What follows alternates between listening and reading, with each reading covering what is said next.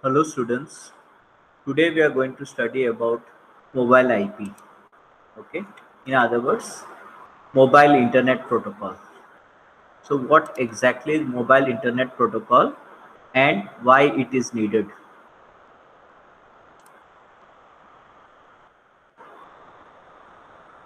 As you know, the internet has been built on top of a collection of protocols called the TCP/IP protocol suite. The TCP and the IP are the core protocols in this suite, and the Internet Protocol or IP is responsible for routing of a packet to any host connected to the internet. And these hosts have to be uniquely identified with the IP address. So again, I'll repeat. What is the main responsibility of the Internet Protocol or the IP protocol? The main responsibility is the routing of packets to any host connected with the internet and uniquely identified with the help of a IP address. So let's see how IP works in a traditional network. So by a traditional network, I mean a wired network. Okay. So let's see how first IP works in a traditional network. Then we'll see whether the same IP that is in the traditional wired network can be used in our mobile networks or the wireless networks. Okay. So let me just draw a diagram here for traditional network. Say there are a lot of systems.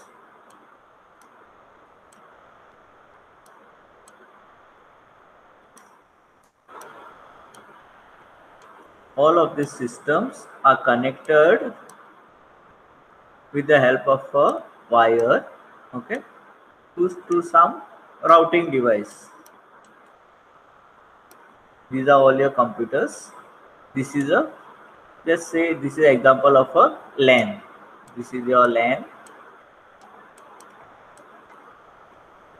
As you know, in your LAN, each system is uniquely identified by a IP address. So all systems within the LAN have their own unique IP address. Let's say the first system IP address is say 192.1.1 say 10. Okay. So there is the internet here. This is the internet.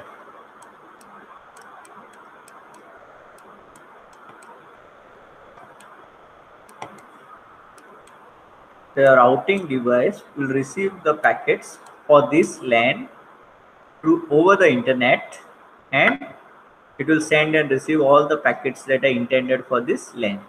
Let's assume that we are sending a packet to this system with the IP address 192.1.1.10. Okay. Let's say here is the sender. Okay. This is the center, and it will be sending some data to this system here. When the sender is sending some data, as you know, in the packet, there's a field for the receiver's IP address. So the sender will put in that receiver's IP address this address, that is 192.1.1.10, and through the internet, depending on the type of the routing protocol that is used, the packet will be delivered to this system with the address 192.1.10. We do not expect in a fixed wired system or a fixed LAN system the IP address to change. So this IP address will remain assigned to this system. Let's call this a system A. The IP address of system A will remain fixed throughout the transfer of data. We do not expect that IP address to change. So whenever this sender wants to transmit a packet to this system A, all it needs to do is put in the receiver's address the IP address as 192.1.1.10 and send the packet over the internet, and the packet will get delivered to system A as long as there is a internet connection or working internet connection. Okay. The only time this address will change, if the system is shifted to some other LAN. So suppose this is LAN 1, say this is LAN 2. Now LAN 2 will have a different IP address. Okay, you have already studied this in your previous semesters. So there will be some other starting IP address for this. So if the system is moved here, then only this IP address will be changed. So as long as system A continues to be inside the LAN 1, the IP address will not change, and any packets that are sent by the sender will be received by system A. Okay. So routing in a traditional network is much easier. Okay. Routing in a traditional network is much easier because the IP address remains fixed. Okay, since the IP address is fixed, you can keep sending the packets and it will be always received by this system A if you put the correct IP address, and as long as the internet connection remains, it will be received. Okay, the only time the IP address will change if you move the system A to a different LAN. If you move it to a different LAN, then this address here could be something else. So just for example, let's say it may be 200.1. Just for example, .2.5. Okay, so if you move the system A here, then the IP address will be different. Okay, otherwise it remains same. Now let's see. Okay, like I told you, let's revise what we have said till now. We have said that the internet is built on top of the TCP IP. The main job of the IP is, IP means internet protocol. The main job of the IP is to route packets over the internet, okay, to any host as long as it has a unique IP address. So we have seen an example wherein we had a sender, okay, that wanted to send some data to the system A. The system A had some IP address 192.1.1.10. So the sender would put the IP address of the receiver as 192.1.10 and send it over the internet, and the packet would be received by system A as long as there was an internet connection. So even after some many days, if the sender wanted to send some more packets to system A, the IP address would not change. Okay, you could keep sending the data to system A. The only time the IP address changes in a fixed network is if the system A is moved to a different LAN. Okay, that is the only time the system A's IP address could change. Okay, but as you can see, we do not shift a computer from one LAN to another LAN that often. Okay, so most of the times, once a system has been assigned some LAN address, that address remains for its lifetime. It's very infrequent for a system to keep having different LAN addresses. Okay, therefore routing in a fixed network is easier. Okay, because the IP address remains fixed. Now let's see the same IP routing, how it works in a wireless network. Okay, till now we were discussing how IP routing works in a fixed network. Let's see how IP routing will work in a wireless network. Okay.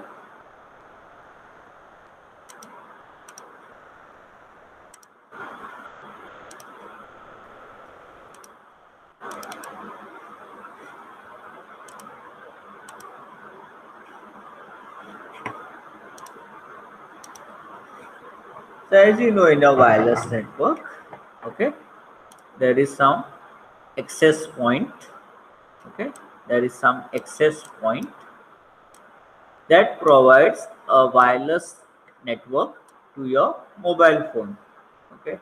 Suppose this is your mobile phone or some portable device. So there is some Wi-Fi connection that is provided or wireless network that is provided through this access point, okay. So suppose say this is the internet, okay, and this is your mobile which is within the range of this access point, okay. Access point means some routing device, okay.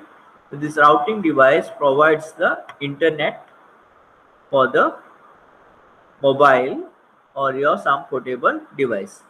You could even have here, instead of a routing device, you could even think of a mobile tower. That is also fine. So imagine that one side of this is connected, say, by a fixed network, okay. It need not be a fixed network. Even here I could have had a Wi-Fi network or a mobile network, okay. Now assume that I'm having a sender here. This is the receiver, okay. Let's say the receiver's address is say 192.1.1.10, okay. Remember, now the receiver is in a wireless network or a mobile network. What do you mean by wireless and mobile network? It is not connected to the network through a wire, okay. It is connected through a wireless, therefore and it can move anywhere, okay. It can move anywhere. So as long as it is within this region here, let's say the address of this receiver is 192.1.10, okay. Remember, I'm saying this is a region, like, okay, like this. Imagine this is the range of your mobile tower, okay. So if the sender wants to send a packet to the receiver, then your IP, we have just discussed it, in your IP routing we will put the address of the receiver as 192.1.10 and send the packet over the internet. So the sender will send a packet over the internet and the receiver will receive it, okay.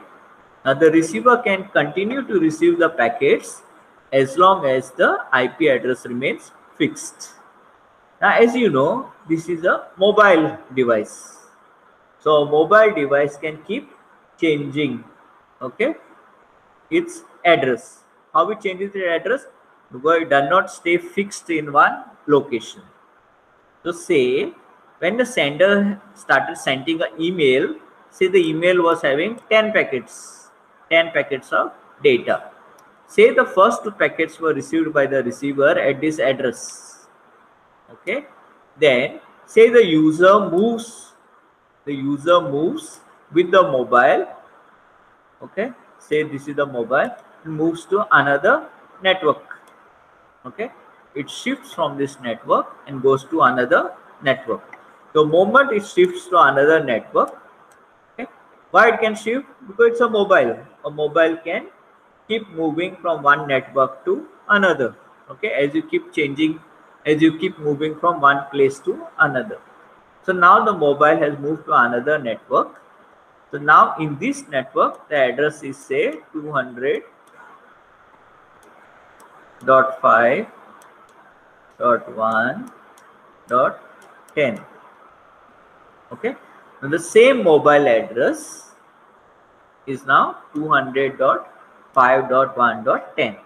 So this sender who had started sending packets to this address, okay, will now not be able to send the remaining packets because the mobile has changed its IP address by moving to another network, and the sender is not aware of its new IP address, okay. Since the sender is not aware of its new IP address, the sender will not be able to transmit the remaining data to the mobile. Are you getting it? So that's why we cannot use the same IP based routing scheme that we had used in a wired network, in a wireless network. I'm repeating, in a wired network, we had discussed about a routing scheme. That same routing scheme cannot be used in the wireless network because the mobile devices keep changing its address as it moves from one network to another. Okay, so the problem is when the device roams away from its home network and it's no longer reachable using normal IP routing. So this results in the active sessions. The sender was sending some data, so this was the active session. So this active session will get terminated. Okay, so that is why we need a new form of IP that will allow the sender to continue sending data to the mobile even if it's on the move. So this kind of IP is known as mobile IP. Okay, this kind of IP is known as mobile IP.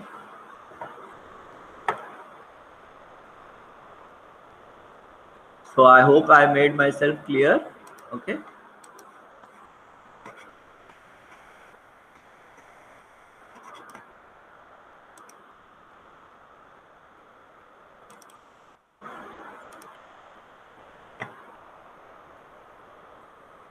So let me just summarize.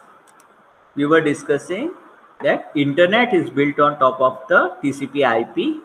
The main job of the IP is to route packets to any host through the internet as long as the host is having a IP address.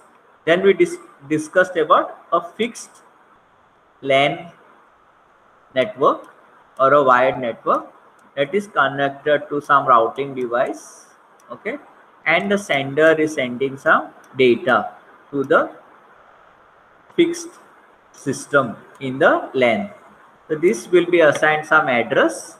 So as long as the sender is having the IP address, it will put inside its packets the IP address of the receiver, that is your system A's IP address, and it will keep transmitting the data over the internet. So as long as the internet is there, these packets will continue to get delivered to system A. Okay, this IP address of system A does not change, so there's not much of a problem in IP routing with respect to fixed networks. But when it comes to wireless networks, okay, when it comes to wireless networks, imagine that now system A is a mobile. Okay, this is a mobile device. So it is having again some IP address, okay, within this region. The sender initially is aware of this IP address, the original IP address. So it prepares the packets. So suppose it is having a lot of packets to transmit, say 10 packets to transmit. It prepares the packets with the receiver's IP address, that is system A's IP address, okay, and starts transmitting the packets over the internet. So initially some packets are received by this mobile because it is still present at this IP address. But if the mobile device moves to a different network, say some network here, the IP address will change of this mobile. So now the IP address has changed. So the remaining packets that were being sent will continue going to this IP address, but the system A is no longer there, or your mobile here is no longer there. Okay, since it has already moved to a different network. So this results in the session being terminated. So, and A does not receive its data. Okay, so the IP protocol that we were using for fixed networks cannot be used for wireless networks. So that is why we need a new kind of IP called as the mobile internet protocol. Okay, I hope I made myself clear. So that is why we need a different kind of IP protocol known as the mobile internet protocol. Okay, so I hope I made myself very clear why we need mobile internet protocol and what is the mobile internet protocol. We will study now in the remaining slides.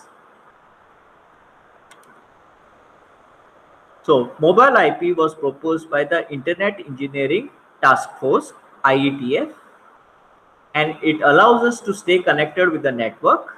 Okay, that is us meaning the mobiles or the portable devices. It allows the portable devices to stay connected with the network without changing IP address while on the move. Mobile IP is an extension of IP, that is the internet protocol, and it is transparent to applications and to higher level protocols like the TCP.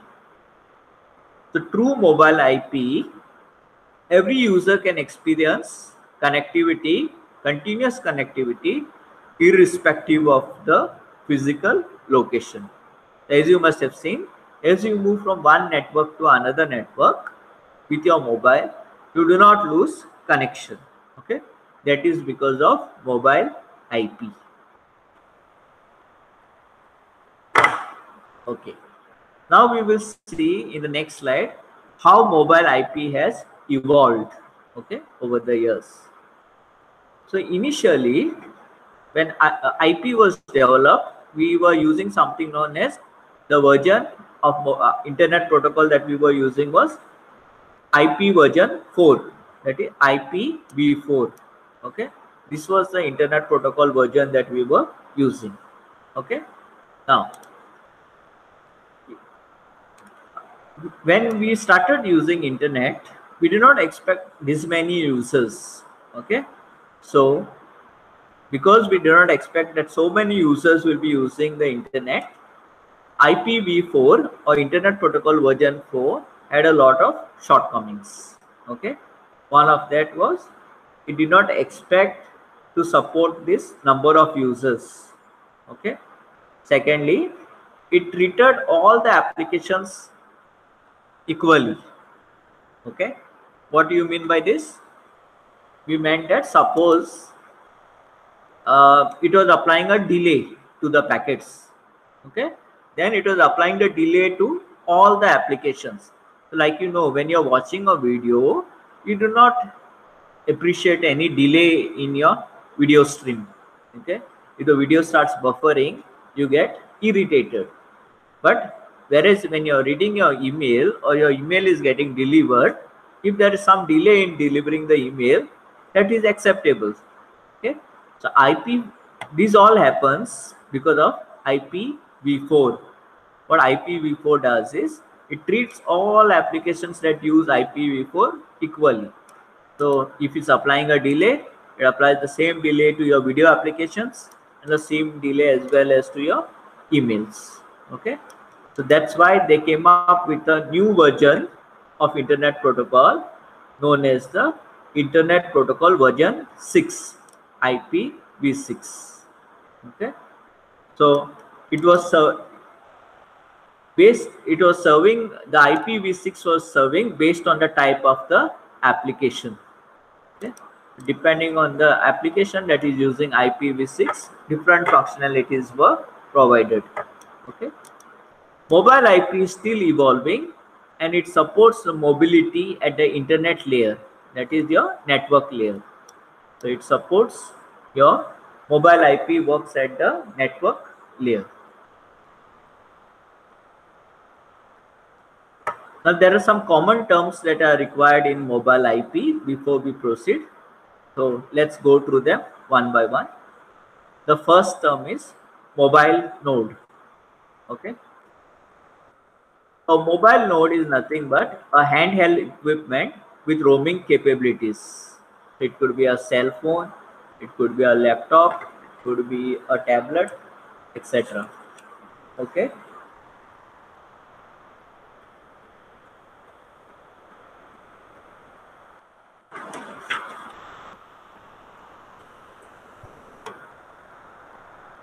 Second one, the second term, home network. Home network is a network in which the mobile device receives its identifying IP address, also known as the home address. Okay. So within the home network, there is no need for mobile IP. Okay.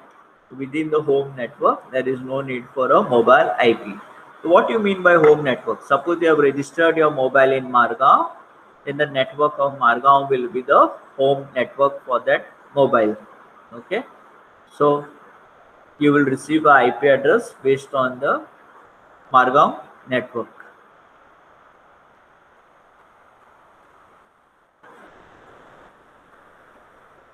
So home address of the mobile device is the IP address assigned to the device within its home network. The IP address assigned to the device within the home network will be known as the home address. So like it's mentioned here, IP address on the current network is known as the home address. Next one, foreign agent. It is a router in foreign network that functions as the point of attachment for mobile node when it roams in the foreign network. Okay. Then foreign network. Suppose your mobile is now moving to a different network. You're going from Margao to say Panjim.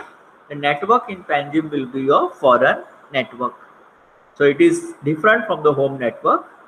So in other words, a foreign network is the network in which a mobile node is operating when away from its home network. So whichever network it was not registered originally, that network will be its foreign network. Then next definition, correspondent node. This is the node with which the mobile node communicates. Okay, that is, the home agent is a router on the home network, serving as the anchor point for communication with the mobile node. It tunnels packets from a device on the internet called a correspondent node to the roaming mobile node. Okay, so basically, just try and remember these terms. As I explain you the working of mobile IP, you will understand all these terms. Okay. Next definition, care of address. It is the address that is used to identify the present location of a foreign agent. Then home agent. It is located in the home network and it provides several services for the mobile node.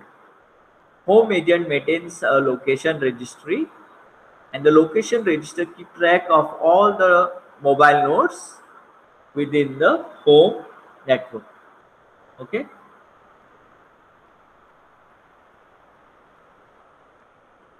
Now these two definitions, agent discovery and agent discovery, we will do next time. So under agent discovery, there are two ways of doing agent discovery. So we will discuss them next time. Also, I will explain you with the help of a diagram all these terms. Okay. So do not worry. Just try and go through these terms and try to remember what is a mobile node, what is a home network, what is a foreign network, what is a home address. Okay. Just try to remember these terms and that is fine. Just try to remember at least these 5 terms. Okay. The remaining terms I will explain as we are going through. Okay. You can go to these 5 terms: mobile node, home network, home address, foreign agent, foreign network, and home agent, and try to remember them. Okay. So thank you everyone for listening, and if you have any difficulties, we will solve it. tomorrow's lecture.